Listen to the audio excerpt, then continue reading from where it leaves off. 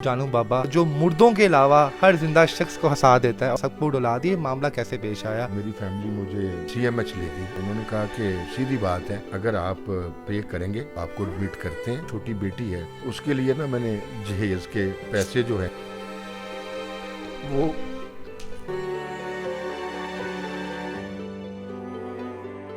वो पैसे मैंने अपनी छोटी बेटी के जहेज के लिए ना संभाल के रखे हुए थे। मैंने किसी से कोई भीख नहीं मांगी, क्योंकि एक इज्जत नफ्स होती है। मैंने खुशियां बांटी हैं, मैंने जुगतें लगाई हैं, मैंने फैमिलीज को हंसाया है। किन किन मशहूर फनकारों के साथ आपने काम किया? मैंने कॉमेडी भी की, मैंने विलन भी किया, उसके बाद मैंने करेक्टर एक्टर्स भी किए। अभी लास्ट टाइम मेरी फिल्म आई थी सुपर पंजाबी, ठाकुर साहब के साथ, मोहसिन अब्बास हैदर के साथ था, तो पब्लिक ने बड़ा पसंद किया। इससे पहले फिल्म थी शॉर्टकट, वसीम विक्की भाई के साथ, मैंने उसमें भी परफॉर्म किया। 44 से ज्यादा फिल्में हैं, जो यकीन है नासिर चिन्योटी को पता चलेगा तो वो मेरे लिए जरूर आएगा। इफ्तिखार ठाकुर साहब को पता चलेगा, वो मेरे लिए जरूर आएंगे। कैसर पिया साहब को पता चलेगा, वो जरूर आएंगे। साखी सरवर भट्ट साहब को पता चलेगा, वो जरूर आएंगे। मैं उनसे गिले शिकवे क्यों करूं?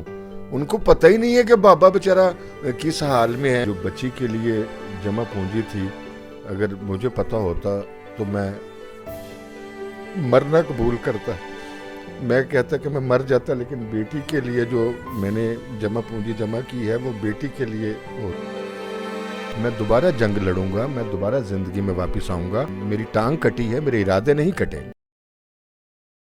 जी अस्सलाम वालेकुम नाज़रीन, मैं हूं आपका मेज़बान इर्तज़ा भट्ट और आप देख रहे हैं RP प्रोडक्शन। हमारे साथ मौजूद हैं जानू बाबा साहब, जो किसी तारुफ के मुहताज नहीं और पाकिस्तान फिल्म इंडस्ट्री के ये वाहिद अदाकार हैं जो मोस्ट हाईली एजुकेटेड हैं। आप इनके प्रोग्राम्स अपनी स्क्रीन पे देखते होंगे कि मुख्तलिफ़ किस्म के फ़नी प्रोग्राम करते हैं और सहाफ़त में इन्होंने अपना नाम पैदा किया। उसके अलावा मुख्तलिफ़ फ़िल्मों और ड्रामों में भी इन्होंने नाम पैदा किया। इनकी सोशल मीडिया पर एक तस्वीर वायरल होती है और एक बड़ी ही दर्दनाक तहरीर जो है ये शाया करते हैं अपने प्लेटफॉर्म से, अपने अपनी ID से। उसमें उन्होंने लिखा कि जनाब मैं जानू बाबा हूँ, मैंने इस पाकिस्तान इंडस्ट्री में तकरीबन 10 से 12 साल गुजारे हैं और आज मैं इस मुकाम पर पहुँच चुका हूँ कि मैं इस वक्त हॉस्पिटल में हूँ और शुगर की वजह से मेरी एक टांग जो है वो डॉक्टर ने काट दिया। मेरे माली मसाइल जो हैं वो बहुत ज़्यादा ख़राब है कि मैं अपने हॉस्पिटल के वाजपात अदा नहीं कर पा रहा। तो जब ये तहरीर सोशल मीडिया पर आई तो बहुत से लोगों ने इसको शेयर किया और बाकायदा कमेंट सेक्शन में कहा कि जनाब हम किस मुआशरे में रह रहे हैं कि यहाँ पे पिछले दिनों असद अब्बास साहब जो हैं अपने हालात से तंग होकर दुनिया से जो है दारे फानी से कूच फरमा गए। इससे पहले भी बहुत से फनकार ऐसे हैं जिनके माली वसाइल इतने नहीं थे। तो हम जानू बाबा के पास आए हैं, इनसे पूछेंगे सर कि लोग ये कहते हैं क्या एक आर्टिस्ट अपनी ज़िंदगी में इतना भी नहीं कमा पाता कि अपने इलाज मुआवजे पे खर्च कर सके, और असल वजह क्या बनी? अस्सलाम वालेकुम सर। जी वालेकुम सलाम। जानू बाबा जी, सबसे पहले तो अल्लाह वजल आपको सेहत तंदुरुस्ती अता फरमाए। जो आप हैं हमारे लिए उस्तादों की हैसियत रखते हैं। सर आपकी एक तहरीर सोशल मीडिया पे आई और उसमें जिसने पढ़ा उसकी आंखों में आंसू आ गए कि वो जानू बाबा जो मुर्दों के अलावा हर जिंदा शख्स को हंसा देता है, और आज उसकी तहरीर ने सबको डुला दी। मामला कैसे पेश आया और क्या उस पर जज्बात थे आपके जब आप हॉस्पिटल में थे और डॉक्टर ने कहा कि आपकी टांग काटनी पड़ेगी? ये इस कहानी शुरू कहाँ से होती है? कहानी तो यहाँ से शुरू होती है कि मैं ये समझता हूँ कि अल्लाह ताला की ज़ात जो है अपने बंदों का इम्तहान लेती है। और कोई भी फ़र्द हो, दुनिया के किसी भी हिस्से में रहता हो, किसी भी जगह पे हो, तो अल्लाह परवरदिगार अपने बंदों का इम्तहान लेता है। तो वो किसी भी सूरत में हो, जिस्मानी सूरत में हो, माली सूरत में हो, जानी सूरत में हो, तो ये एक निज़ाम फितरत है कि हम लोग जो हैं वो इस इम्तहान से गुज़रते हैं। और मेरा पाक परवरदिगार जो है वो हर इंसान को आज़माता है, हर इंसान को आज़माइश में डालता है। तो जहाँ से मेरी आज़माइश का वक़्त शुरू हुआ, मेरे पाँव पे एक छोटा सा ज़ख़म था। ठीक है सर। और मैं डायबिटिक पेशेंट हूँ फॉर लास्ट 22 ईयर्स। तो मैं बड़ी वॉक करता था, बड़ी एहतियात करता था, बड़ी प्रिवेंशंस मैंने की, खाने पीने में बड़ी एहतियात की, और वॉक का तो मैंने रिकॉर्ड तोड़ डाला, बूटों से बूट भन देते, इतनी मैंने वॉक की। लेकिन इर्तज़ा भट्ट वो कहते हैं कि होनी होके रहती है। तो पाँव पे ज़ख़म हुआ छोटा सा। ठीक है सर। तो मैं उसका इलाज करवाता रहा। सर्विसेज हॉस्पिटल से भी मैंने उसको ऑपरेट करवाया, जो ये पट्टियाँ वट्टियाँ करने वाले होते हैं, जरा एग्जैक्टली, उनसे भी मैं ऑपरेट करवाता रहा। लेकिन पाँव मेरा सोच के ऐसे हो गया कि स्वेलिंग हो गई और इतनी ज़्यादा पेन थी कि मैं अपने पाँव को नीचे भी नहीं लगा सकता था। मैं तकलीफ़ में था, मैं कर्ब में था। तो फिर मैंने अपनी फैमिली को कहा कि मैं कोई मज़ीद तजर्बा नहीं करना चाहता, आप मुझे हॉस्पिटल ले जाएं। तो मेरी फैमिली मुझे फौरी तौर पे CMH ले गई, CMH हॉस्पिटल में। जी। मैं वहाँ पे चला गया और वहाँ पे उन्होंने कहा कि सीधी बात है, अगर आप पे करेंगे तो आपको एडमिट करते हैं, अगर आप पेमेंट नहीं कर सकते तो देन वी आर सॉरी। तो जान बचाने के लिए मेरे फैमिली मेम्बर्स ने कहा कि नहीं, हम पे करेंगे, आप इनको एडमिट करें, क्योंकि बाल बच्चे हैं, 2 मेरे बेटियां हैं, 2 मेरे बेटे हैं। तो वो दुआएं कर रहे थे कि हमारा बाप बच जाए। उनके लिए तो कुल कायनात मैं ही हूँ ना, उन बच्चों के लिए।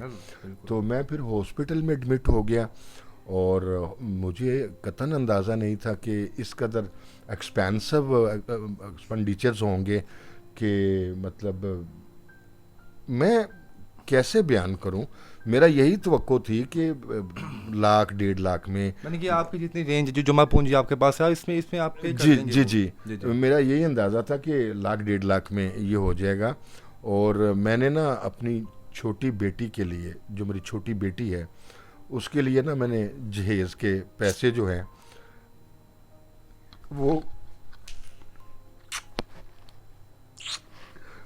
वो पैसे मैंने अपनी छोटी बेटी के जहेज़ के लिए ना संभाल के रखे हुए थे कि मैं नेक्स्ट ईयर में बेटी की शादी के लिए मैनेज कर लूँगा। लेकिन जब वहाँ पे तकरीबन 15-16 दिन मैं हॉस्पिटल में रहा, तो वहाँ पे 2,85,000 रुपये जो थे वो इस ऑपरेशन के थे, और 1,20,000 रुपये जो थे वो हमने स्टार्ट में ही जमा करवा दिए थे। और उसके बाद जो मेडिसिन आती रहीं, वो एक तो वैसे ही बड़ी महंगाई है, और दूसरा ये है कि सफ़ेद पोश आदमी जो है ना, वो इर्तिज़ा बेटा किसी के आगे ना तो हाथ फैला सकता है। जानू बाबा जी बिल्कुल ठीक कह रहे हैं। वही लोग जो थे परेशान होंगे कि वो जानू बाबा जिसने कभी आज तक किसी से एक पानी का गिलास नहीं मांगा, क्या आफत आ पहुंची कि आपने पूरा लिख दिया और ज़िंदगी में पहली दफ़ा देखा कि आपने अपने आप का दिल को खोला और लोगों से आपने मांगना शुरू कर दिया फेसबुक के ऊपर कि जनाब मेरी प्लीज़ हेल्प की जाए। तो बड़ा कर्ब का मकाम था। इतने साल आपने इंडस्ट्री में दिए हैं सर, किस किस अदाकार के साथ आपने काम किया और कितने साल काम किया आपने? सबसे पहली बात तो ये है कि मैंने फेसबुक पे ये नहीं कहा कि मेरी मदद करें। नहीं, आपने बिल्कुल ऐसे नहीं कहा। आपने बस ये बताया कि मैं माली मसाइल का शिकार हूं। मैंने सिर्फ उसमें ये मेंशन किया था कि मेरे माली हालात जो हैं वो इस काबिल नहीं है कि मैं बहुत ज़्यादा अखराजात कर सकूं, और मैं इस वक्त परेशान हूँ। बिल्कुल सर, मैंने किसी से, बिल्कुल सही कह रहे हैं आप। मैंने किसी से कोई भीख नहीं मांगी, मैंने किसी के आगे कोई मुतालबा नहीं किया, क्योंकि एक इज़्ज़त नफ्स होती है जो अल्लाह ताला की ज़ात आपको देती है, और इंसान को हर मुमकिन कोशिश करनी चाहिए कि सिवाय अपने परवरदिगार और अपने हबीब मुस्तफ़ा से अल्लाह से तलब करे, अल्लाह से दस्ते सवाल हो। तो मैंने किसी से नहीं कहा कि मैं मर गया हूँ, मेरे लिए आए, मेरी मदद कर दें। तो मैंने सिर्फ ये कहा था कि जो प्यार करने वाले हैं, मैंने बच्चों को पढ़ाया है, मेरे हज़ारों तालिब इल्म हैं जो इस वक्त बड़े मुकामात पर हैं। कि सर आप टीचर भी हैं? मैं पढ़ाता हूँ, मैं 35 साल से बच्चों को इल्म बांट रहा हूँ। तो मैंने अपने वीलॉग में लिखा था कि मैं बच्चों का उस्ताद हूँ, मेरे बड़े बच्चे पढ़ के गए हैं, मेरे बड़े परस्तार हैं जो मेरे से प्यार करते हैं, मैंने खुशियाँ बांटी हैं, मैंने जुगतें लगाई हैं, मैंने फैमिलीज़ को हंसाया है। तो कोई मेरा परस्तार हो, प्यार करने वाला हो, तो वो मेरी मदद के लिए आए। मैंने बिल्कुल, आपने जस्ट ये कहा था कि जो चाहने वाला है। तो सर आपने जिन जिन फनकारों के साथ काम किया, सबसे पहले तो हमारे नाज़रीन को ये बताएं कि किन किन मशहूर फनकारों के साथ आपने काम किया और कौन कौन से ऐसे यादगारी किरदार आपने किए हुए हैं जो आज तक जो है लोगों के जहनों और दिलों में महफूज हैं? देखें, सबसे पहले तो बात यह है कि मैं एक छोटा सा कलाकार हूँ, मैं एक बहुत मामूली सा पैशनेट स्ट्रगलर एक्टर हूँ जिसने अपने अंदाज से काम किया। मैंने कॉमेडी भी की, मैंने विलन भी किया, उसके बाद मैंने करैक्टर एक्टर्स भी किए। और जहाँ तक एक्टर्स की बात है, अभी लास्ट टाइम मेरी फ़िल्म आई थी सुपर पंजाबी ठाकुर साहब के साथ, और अबू लैहा साहब, और मेरा सीन भी मोहसिन अब्बास हैदर के साथ था। तो पब्लिक ने बड़ा पसंद किया, लोगों के चेहरों पे मुस्कुराहट आई। तो उसके बाद फिर अबू लैहा साहब की इससे पहले फ़िल्म थी शॉर्टकट, तो वो आगा गोहर के साथ, और नसीम विक्की भाई के साथ मैंने उसमें भी परफॉर्म किया। अभी लास्ट टाइम जो फिल्म आई थी कोठे पक्के रिश्ते कच्चे, उसमें अकरम उदास साहब थे और बबरक शाह साहब थे। तो उसमें मैंने बड़ा मतलब जो सना हैं उनके मामू का करैक्टर किया था, कोठे पे जो दलाल टाइप होते हैं। तो बड़ा ज़बरदस्त करैक्टर था, फैमिली ओरिएंटेड फिल्म थी। तो उसके बाद फिर मैंने पाकिस्तान के तकरीबन जितने भी सुपर स्टार्स हैं उनके साथ परफॉर्म किया। नागन फिल्म के अंदर मैंने विलन का करैक्टर अदा किया। तो उसके बाद लुटेरे फिल्म के अंदर मेन विलन करैक्टर किया। एक रिश्ता अभी नवीद रज़ा साहब की फिल्म है, उसमें मैंने मेन विलन का करैक्टर किया। तो एक फिल्म 44 से ज़्यादा फिल्में हैं जो पंजाबी हैं। जी जी। और अभी पश्तो फिल्म में करके आया हूँ शाहिद खान साहब के साथ, जो वहाँ के सुल्तान राही हैं, पेशावर के हैं। तो पख्तून की बेल्ट में वो सुल्तान राही जाने जाते हैं। इतने मशहूर आपने कलाकारों के साथ काम किया, तो इस मौके पे कोई आपके साथ आगे नहीं आया, कोई दोस्त अहबाब जिसने आ गया कि आपके साथ हाथ मिलाया हो, आपके ऊपर शफकत बड़ा हाथ रखा हो कि जानू बाबा आप अकेले नहीं हैं, हम आपके साथ हैं? कोई आगे आया इस मौके पे आपके पास? देखिए बात यह है कि गिला शिकवा जो है वो नहीं करना चाहिए। जी जी। बहुत सारे दिल के अंदर बातें तो होती हैं, लेकिन मैं अपने तय ये समझता हूँ जैसे मैं मजबूर हूँ वैसे दूसरे भी मजबूर होंगे, पहली बात। और दूसरी बात, महंगाई बहुत ज़्यादा है, हर बंदा ही परेशान है, हर बंदा ही तंग है। और तीसरी बात, फ़नकारों को भी पता ही नहीं है कि जानू बाबा बेचारा किस हाल में है। मुझे पक्का यकीन है, मुझे कभी यकीन है कि नासिर चिन्योटी को पता चलेगा तो वो मेरे लिए ज़रूर आएगा। इफ्तिखार ठाकुर साहब को पता चलेगा वो मेरे लिए ज़रूर आएंगे। मैं कैसर पिया साहब को पता चलेगा वो ज़रूर आएंगे। सखी सरवर भट्ट साहब को पता चलेगा वो ज़रूर आएंगे। कैसर सनाउल्लाह को पता चलेगा वो ज़रूर आएगा। तो बहुत सारे ऐसे इवन के जो कैसर पिया है उसको पता चलेगा वो ज़रूर आएगा। तो फनकार मेरे से प्यार करते हैं। आपके मुताबिक अभी उनको शायद इल्म नहीं है जिस वजह से अभी तक जी मैं इर्तज़ा बट यही समझता हूँ कि उनको इल्म ही नहीं है कि बाबा बेचारा किस हाल में है। जब उनको पता चलेगा वो नहीं आएंगे तो गिला तो तब बनता है। अभी तो उनको पता ही नहीं है कि बाबा बेचारा उसकी टांग कट गई है, वो किस हालात में है। मैं उनसे गिले शिकवे क्यों करूँ? उनको पता ही नहीं है कि बाबा बेचारा किस हाल में है, उसके साथ क्या बीत रही है।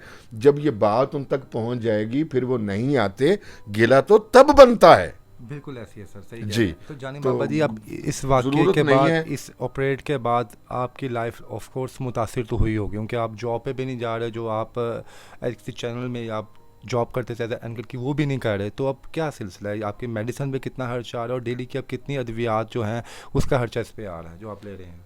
देखिए बुनियादी बात यह है कि